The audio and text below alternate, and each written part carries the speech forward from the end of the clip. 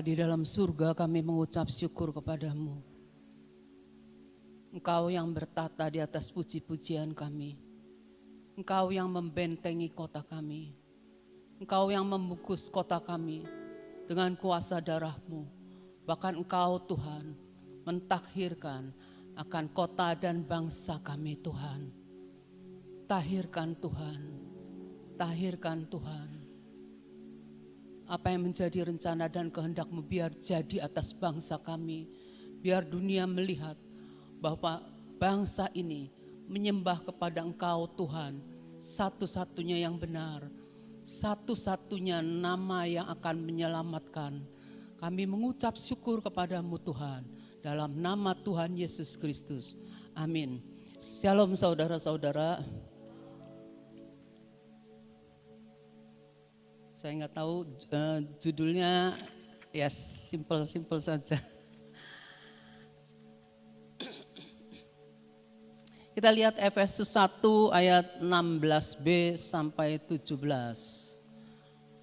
Aku pun tidak berhenti mengucap syukur karena kamu, dan aku selalu mengingat kamu dalam doaku, dan meminta kepada Allah Tuhan kita Yesus Kristus, yaitu Bapa yang mulia itu, supaya Ia memberikan kepadamu roh hikmat dan wahyu untuk mengenal Dia dengan benar. Nah, di sini saya garis bawahi tentang mengenal Dia dengan benar. Kita tahu banyak orang yang cuma sekedar tahu, tapi tidak mengenal. Dan tidak mengenal dengan benar. Kita juga mengerti ya bahwa agama itu adalah usaha manusia untuk ketemu Allah. Usaha manusia untuk ketemu Allah. Kalau kita lihat yang menjadi tokoh-tokoh agama itu adalah mereka yang ada di bumi. Yang ada di bumi yang berusaha menerangkan jalan untuk ketemu Allah itu bagaimana ya. Tapi itu kita tahu hanya sebatas pengetahuan saja. Nah, pengetahuan itu asalnya dari kata tahu ya. Beda dengan mengenal. Beda dengan mengenal. Kalau mengenal itu misalnya saya tahu tentang Bill Gates gitu, tahu sekedar tahu, tapi saya nggak kenal. Saya tahu tentang presiden kita, tahu, tapi saya tidak kenal. Tapi kalau kita mengenal itu punya hubungan, kitanya punya hubungan. Jadi kalau orang percaya Yesus, ngaku kenal Yesus, harus punya hubungan dengan Tuhannya, harus kenal dengan Tuhannya. Jadi tidak sekedar tahu. Kalau ada cerita-cerita tentang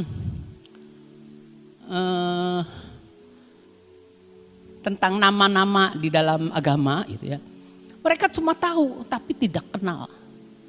Sekarang bagaimana kita mengenal akan Tuhan kita? Nah, kita meminta kepada Tuhan untuk kita itu diberikan roh hikmat dan wahyu untuk mengenal Dia dengan benar. Agama mana yang berani ngomong minta roh hikmat untuk mengenal tokohnya? Kita harus terus belajar bagaimana mengenal Dia dengan benar. Coba kita lihat lagi Hosea 6 ayat 3. Marilah kita mengenal dan berusaha sungguh-sungguh mengenal Tuhan. Iya, Tuhan pasti muncul seperti fajar. Iya, Tuhan akan datang kepada kita seperti hujan pada akhir musim yang mengairi bumi. Jadi kita harus mengenal, berusaha sungguh-sungguh mengenal Tuhan. Saya waktu pertama kali, saya tahu bahwa Yesus itu juru selamat. Saya tahu, tapi saya nggak kenal. Saya ikut dibaptis tapi saya nggak kenal. Nggak kenal, benar saudara nggak kenal. Karena saya juga tidak baca Alkitab. Saya cuma dengar setiap 3D, datang duduk dengar di gereja, sekedar itu. Tapi saya tidak kenal. Tapi setelah saya mengalami kelahiran baru, saya ngeh lah si Tuhan saya tuh hidup gitu. Baru saya lihat Tuhan itu hidup dan bermanifestasi terhadap orang-orang percaya. Saya baru ngeh, oh iya Tuhan tuh hidup. Di situ saya mengenal. Kemudian saya berusaha mengenal lebih lagi. Berusaha mengenal lebih lagi. Lebih sungguh-sungguh lagi kenal gitu tuh. Makin sungguh-sungguh kenal makin banyak yang belum saya tahu. Banyak yang belum saya ngerti gitu tuh. Nah, kita terus menerus harus mengenal Yesus. Terus. Sebab dalam perihal pengenalan akan Tuhan itu sampai tua. Kita harus terus mengenali akan Tuhan. Bagaimana Tuhan itu ya. Jadi ingat, kita orang percaya harus punya hubungan dengan Tuhan. Tuhan kita adalah roh. Kita ini jasmani kan, kita hidup dalam daging ya. Nah, Tuhan ingin kita menyembah di dalam roh dan kebenaran. Jadi kita dengan tubuh jasmani kita ini, kita pengen kenal Tuhan. Tetapi yang Tuhan mau, manusia roh kita ini dihidupkan. Supaya kita bisa mengenal Tuhan yang adalah roh. Roh dan roh nyatu. Oleh karenanya kita itu meminta kepada Tuhan agar Tuhan yang masuk dalam hati kita. Roh kita yang mati tadinya dihidupkan kembali. Jadi dipulihkan untuk bisa memiliki hubungan gitu ya dengan Tuhan ya. Kita benar-benar harus menyadari bahwa manusia roh kita seperti manusia jasmani punya telinga roh, punya mata rohani. Ya, kita harus hidupkan semua yang Tuhan berikan kepada kita. Mazmur 37 ayat 5. Di sini berkata seperti ini. Serahkanlah hidupmu kepada Tuhan dan percayalah kepadanya dan ia akan bertindak. Terus satunya lagi Amsal 16 ayat 3. Serahkanlah perbuatanmu kepada Tuhan, maka terlaksanalah segala rencanamu. Di dalam kita menghadapi hari-hari ini, kita tahu bahwa banyak hal yang kita sadari, kita nggak bisa nanggung. Manusia saat-saat ini mulai menyadari bahwa tidak bisa menanggung hidup ini tanpa Tuhan. Oleh karena itu dikatakan serahkanlah hidupmu, serahkanlah perbuatanmu kepada siapa? Kepada Tuhan. Nah sekarang kalau kita mau menyerahkan hidup kita kepada Tuhan, maka kita ini harus mengenal pribadi Tuhan itu sendiri. Sebab kalau gini ya, kalau saya misalnya, saya menikah itu saya harus kenal sama suami saya gitu ya. Kenal. Tapi setelah nikah juga banyak yang belum kenal dalam-dalamnya, belum tahu ya. Nah, anehnya kalau orang zaman dulu itu rupanya nerimo. Dinikahkan, ya nanti setelah nikah belajar kenal, tapi mereka itu enggak kayak zaman now gitu ya. Zaman now enggak mungkin lah pokoknya dipaksa nikah gitu tanpa kenal ya. Jadi harus kenal. Nah, kita juga gitu mau menyerahkan hidup kita, perbuatan kita itu, tapi kita kenal dulu Tuhannya, berani menyerahkan. Banyak orang ngaku orang percaya, ngaku Tuhan Yesus Kristus, tapi enggak berani menyerahkan hidupnya karena kurang mengenal, kurang pengenalan. Jadi kita harus belajar mengenal supaya kita belajar percaya. Tidak kenal, tidak sayang. Seberapapun orang tabiatnya, pembawaannya kurang baik, tapi setelah kita kenal, kita sayang. Benar saudara, ada orang kasar nih. Ada orang kasar kalau ngomong, tapi setelah didengarkan ceritaannya dia, diikutin ceritanya dia, saya baru ngeh. Orang ini baik, tidak mengada-ngada, tidak tidak bermuka-muka baik gitu tuh, memang baik. Cuma bawaannya dia itu kasar. Itu kenal maka sayang ya. Jadi jangan sepintas ngelihat orang terus ngecap, jangan ya. Kenal dulu ya. Nah, kita tahu ya bahwa kita hendak menyerahkan hidup kita kepada Tuhan. Hidup itu jalan-jalan hidup kita, cara hidup kita ini serahkan kita kepada Tuhan karena kita percaya kepada Yesus. Yesus satu-satunya, semua orang Kristen pasti tahu. Yesus itu jalan, satu-satunya jalan, Yesus. Firman Tuhan, firman yang hidup. Jadi kita tahu bahwa jalan itu ada di firman Tuhan. Jadi kita mau tidak mau harus tahu akan firman Tuhan, harus punya firman. Tanpa punya firman di hati kita, kita tidak bisa deklarasi. Jadi harus punya firman di hati kita ya. Manusia itu kita tahu punya keterbatasan. Jadi kalau terbatas, saya misal ini segini ya. Karena manusia itu terbatas sampai di sini mentok. Pasti mentok lah. Enggak mungkin enggak. Pasti mentok. Seberapa pinternya manusia yang membuat dunia jadi kacau, pasti akan tiba waktunya mentok. Dia akan mentok sebab dia berhadapan dengan Tuhan sendiri. Kita juga mengerti bahwa seringkali Tuhan itu tidak bisa dimengerti oleh otak kita. Otak kitanya terbatas. Nah, ada lagu kan, jalanmu tak terselami oleh setiap hati kami. Jalan Tuhan itu enggak terselami. Sebab seperti tingginya langit dari bumi, demikianlah jalanku dari jalanmu. Kita nih di bumi, Tuhan tuh di atas. Tuhan melihat segala sesuatu dan kelihatan semuanya. Seperti kalau kita cari tempat yang tertinggi. Dari tempat tertinggi kita bisa ngelihat sekeliling kita bisa diingatkan akan A, B, C, D, ingetin semua. Dari tempat yang tinggi, Tuhan ada di tempat yang tinggi. Ada rencana indah, penyertaannya sempurna, terus lagunya, terus kata-katanya itu penuh damai, aman dan sejahtera walau di tengah badai. Tempo hari itu siapa ya yang sharing gini, ada air terjun, ada burung, tapi burung itu tetap berkicau gitu ya di dekat itu. Jadi tetap sejahtera gitu, ada damai, nggak takut gitu. Segitu air terjunnya mungkin air terjun Niagara nggak tahu yang di Afrika gitu ya. Tapi burung itu tetap bisa menikmati ya. Nah, kita ingin melihat manifestasi surga dalam hidup kita. Pengen lihat terjadi. Kan doanya Tuhan Yesus di Yohanes 17 itu. Datanglah kerajaanmu di bumi seperti di surga. Jadi kita ngomong di bumi seperti di surga. Berarti kita harus tahu apa yang ada di surga kan? Kita harus tahu apa yang ada di surga.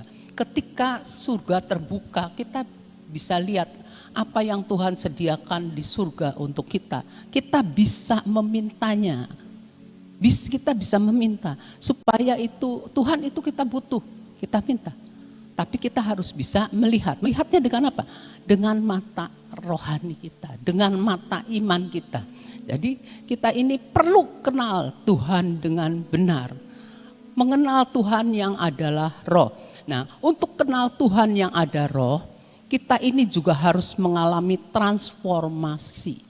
Transformasi itu artinya dibentuk ulang atau dibaharui. Misalnya kondisi Tuhan menciptakan manusia itu segambar dan serupa dengan Allah, tapi dirusak oleh dosa. Jadilah berontak, jadilah gimana-gimana dan manusia sekarang ini gimana gitu ya. Karena Adam pertama itu waktu diciptakan, dia itu memiliki pikiran Tuhan sendiri. Dia memiliki segala sesuatu, tapi karena dibujuk sama si jahat, dia menukar pikirannya dengan pikiran yang kita miliki sekarang ini, yaitu pikiran dunia yang terbatas, yang mentok. Nah, tapi kita setelah lahir baru, Setelah lahir baru, kita ini diperbarui, harus mengalami transformasi supaya kita bisa melihat apa yang Tuhan sediakan di surga sana, untuk kita bisa mengambilnya dan memanifestasikannya di bumi. Kita lihat Efesus 4 benar. Efesus 4 ayat 23 sampai 24. Supaya kamu, kita sekalian harus wajib, setiap orang percaya harus dan wajib dibaharui di dalam roh dan pikiranmu. Pikiran medan perang.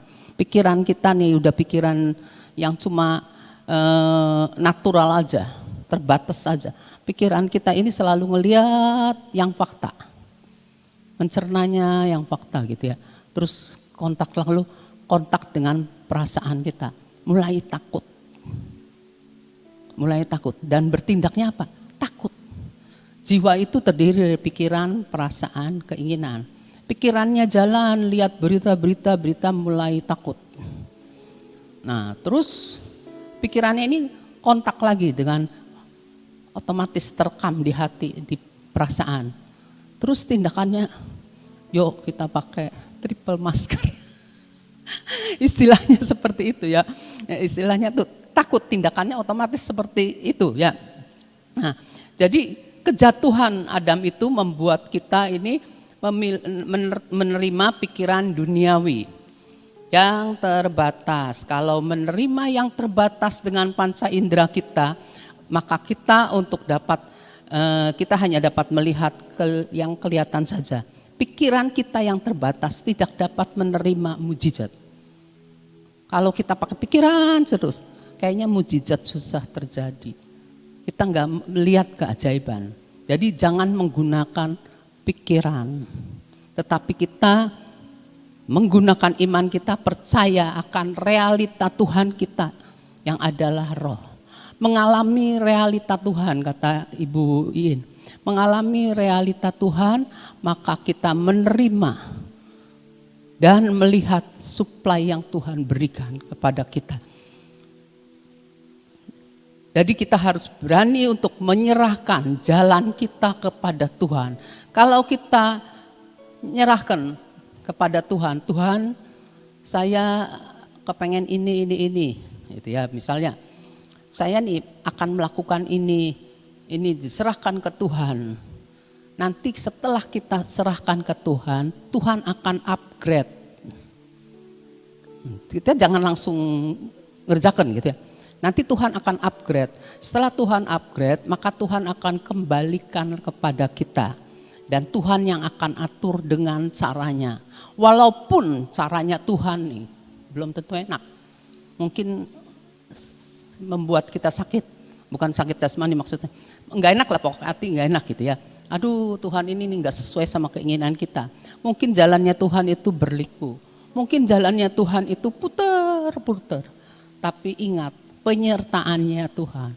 Percaya pada Tuhan saja.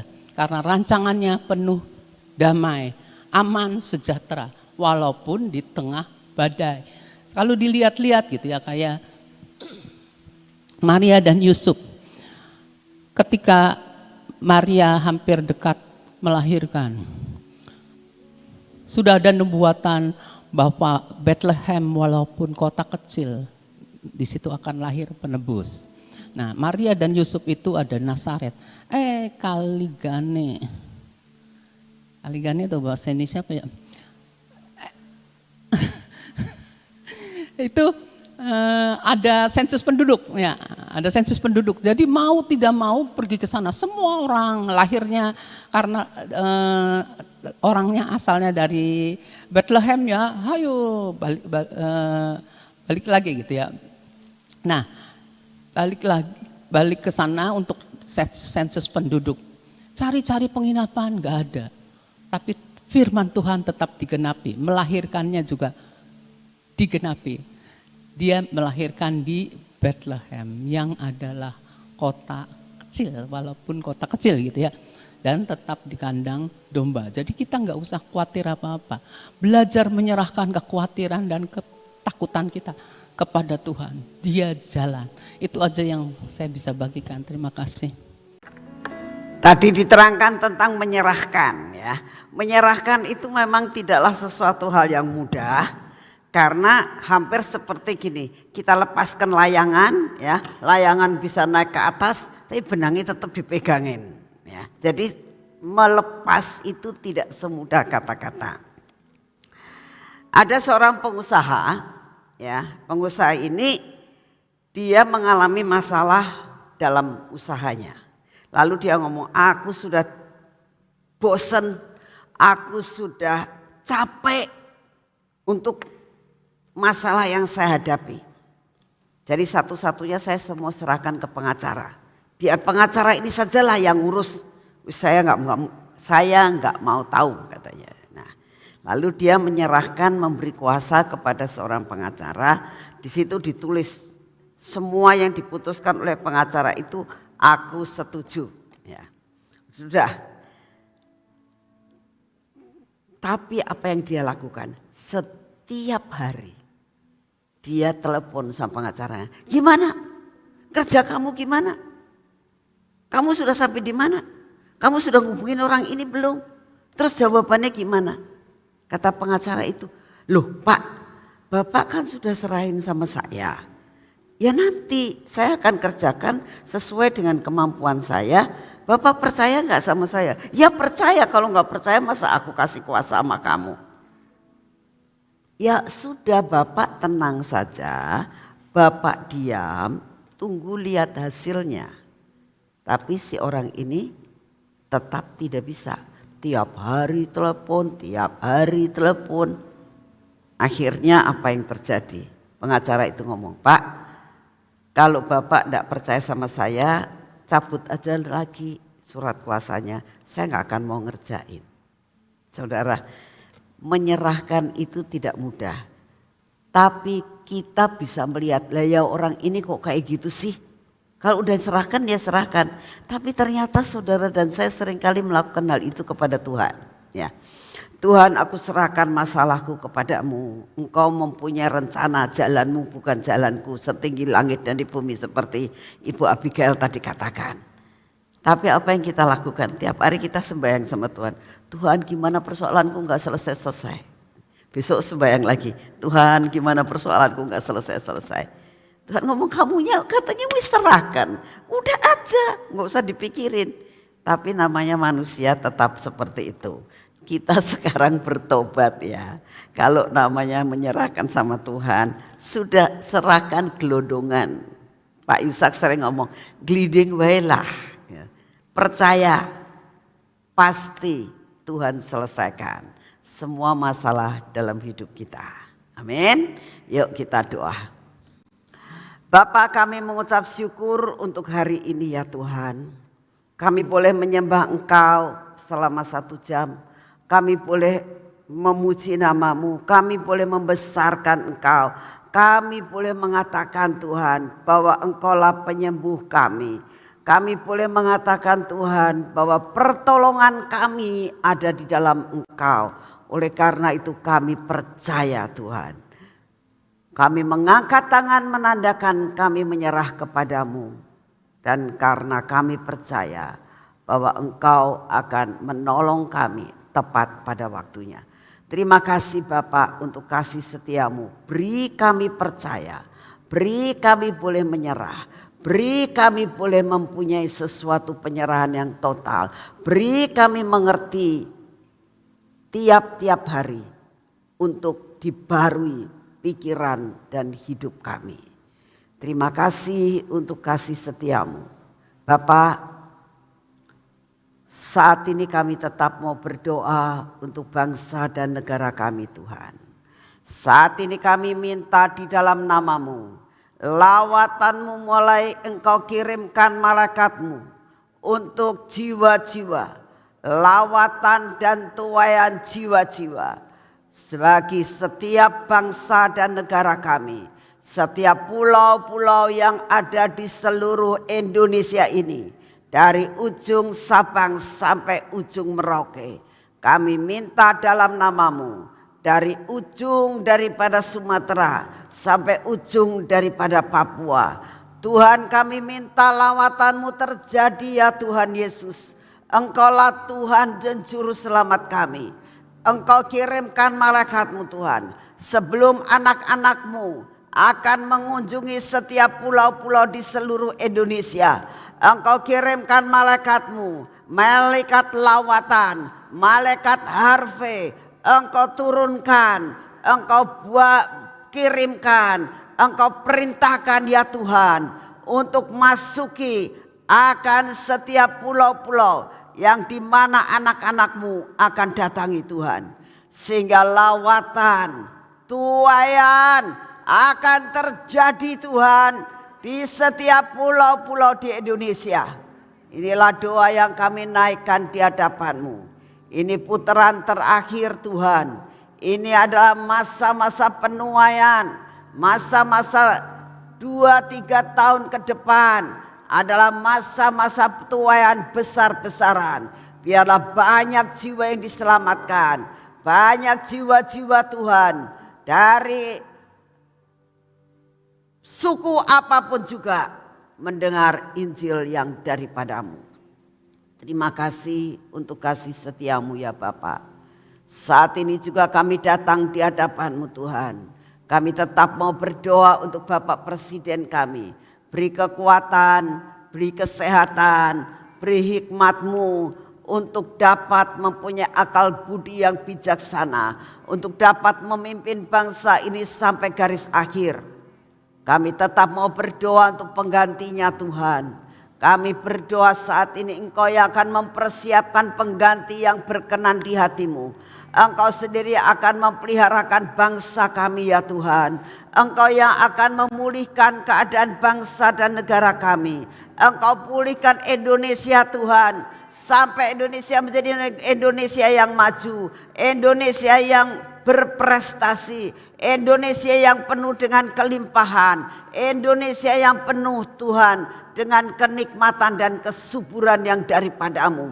Bapa, itulah doa kami. Pemulihan akan bangsa kami akan terjadi Tuhan Yesus. Terima kasih untuk kasih setia-Mu. Saat ini kami datang di hadapan-Mu ya Tuhan. Apapun yang terjadi, pandemi apapun yang Kau izinkan terjadi, beri kepada kami daya tahan tubuh yang luar biasa.